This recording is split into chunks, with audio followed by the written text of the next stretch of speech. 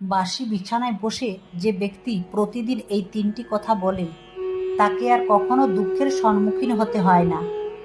যতই তার পিছনে লোক লাগুক না কেন, সে সমস্ত কাজে সমস্ত সমস্যার একাই জয়ী হয়ে যায়।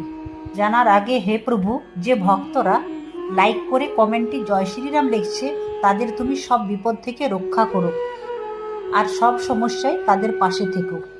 নাম্বার ১, সকালে ঘুম থেকে উঠে বিছানায় বসে আপনার পিতার নাম ৪ বার, আপনার মায়ের নাম ৩ বার এবং আপনার গুরুর নাম ৩ বার উচ্চারণ করুন। এতে করে সূর্য, চন্দ্র এবং বৃহস্পতি গ্রহ আপনার উপর খুবই প্রসন্ন থাকবে এবং আপনার জীবনে ও সংসারে সুখ, শান্তি, সমৃদ্ধি, অর্থ এবং মান সম্মান বজায় রাখবে। নাম্বার ২, সকালে ঘুম ভেঙে গেলে উভয় হাতের তালুকে চুম্বন করে আপনার ইষ্টদেবতাকে স্মরণ করুন। প্রতিদিন এটা করলে মা লক্ষ্মী, মা সরস্বতী এবং প্রভু শ্রীকৃষ্ণের আশীর্বাদ বজায় থাকবে।